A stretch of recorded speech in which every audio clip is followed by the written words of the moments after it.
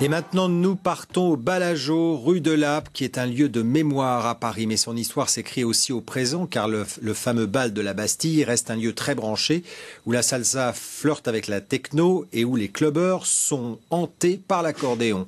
Un lieu, une histoire, nous emmène dans les coulisses de ce lieu de fête. Le décor n'a pas changé depuis sa création en 1936. Cette histoire très parisienne nous est contée par Didier Morel et Carla Carrascar.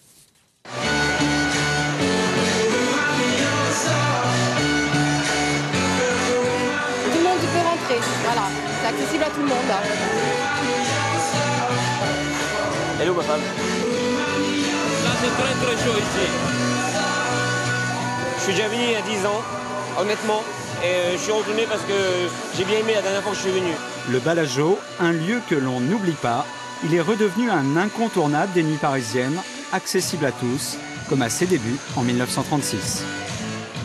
La rue de Lappe, c'est la rue où on pouvait croiser Riton les Pieds Pourris, Dédé les Diams ou encore Pierrot la Bonne Gâche. De drôles de zites qu'il fallait pas trop assicoter devant le Balageau, le bal de Jo-France, le plus jeune taulier de la rue. En 1930, la Bastoche compte 17 bals. Aujourd'hui, le Balageau est le dernier d'entre eux. Modernisés sans trahir, Fabien et Nicolas, les nouveaux patrons, ont eu la bonne idée de garder l'héritage familial dans son jus. Le Balageau s'appelait avant le bal Vernet. Jo-France a racheté le bal Vernet et avec l'aide d'Henri Mahé qui a participé à la décoration du Moulin Rouge, du Rex, de beaucoup de salles parisiennes, ont créé le Balageau en plein front populaire. 75 ans plus tard, le panthéon familial s'est enrichi des vedettes du catch et du show business, des patrons dignes des affranchis et bien sûr des durs du cinéma français à l'argot bien taillé. Épaulé par les spécialistes de la démarche chaloupée, Auguste Le Breton, qui cultive avec bonheur la langue verte, dédicaçait son dernier livre du rififi chez les femmes. Comme on dirait là-bas, ça bottera toujours les caves, le folklore des truands.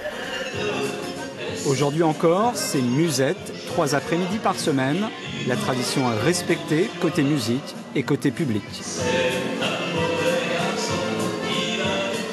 J'étais pas un dur, j'étais pas assez grand pour être dur.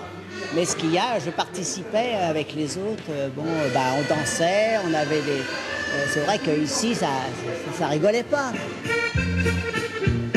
On fait un appel, ça manque d'hommes. Voilà.